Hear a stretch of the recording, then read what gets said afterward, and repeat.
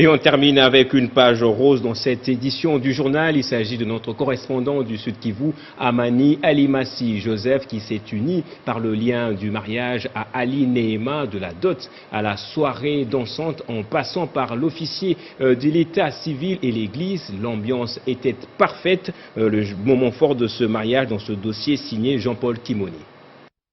Pour commencer, il s'agit d'une histoire d'amour très sensationnelle entre ces deux personnages, Joseph Amani et Aline Nehema. En effet, c'est à Katana, dans les territoires de Kabaré, au Sud Kivu, que le jeune originaire du Maniema est allé jeter son dévolu, car ayant découvert que c'est là que se cachait sa perle rare, ou mieux sa moitié, celle qui lui manquait, et la demande n'a pas tardé d'être acceptée. Dans le but de concrétiser son choix sur Aline, Amani Joseph devrait donc se mettre en ordre avec la famille de sa fiancée, d'où les cérémonies coutumières sur place ont coïncidé avec la remise de la dot dans la belle famille.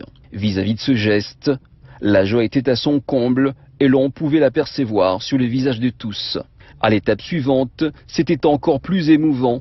Ils ont déchiré le certificat de célibat comme pour dire ils ont rompu avec l'ancienne vie avant de s'embrasser devant l'assistance, en l'occurrence l'officier de l'état civil, les témoins et les membres de famille.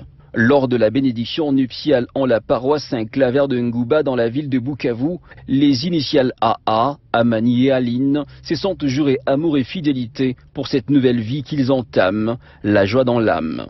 À l'occasion, il faut avouer que l'on a découvert une autre facette de ce journaliste professionnel, le charismatique Joseph Amani, tout souriant et content à l'idée de voir son rêve d'autrefois se réaliser. Le même jour, en début de soirée, le rendez-vous était fixé à la terrasse de l'hôtel La Roche. Était présent pour partager la joie avec les jeunes mariés, les membres de famille, amis et collègues de service. Ici aussi, la joie était de bon enfant. Le toast du champagne a été levé en l'honneur du prince charmant et sa charmante Dulcinée. Les pas des danses et les fous rires ont embelli cette soirée dont la date restera gravée en lettres d'or dans les cœurs de ces deux amoureux. Les convives ont pour leur part félicité les mariés avec des présents en nature comme en espèces. Loin des yeux près du cœur, le directeur général de l'espace 50, Jean-Marie Kassamba, n'a pas manqué de féliciter son poulain du Sud Kivu, et toute la rédaction était de cœur avec le couple, Aline et Amani.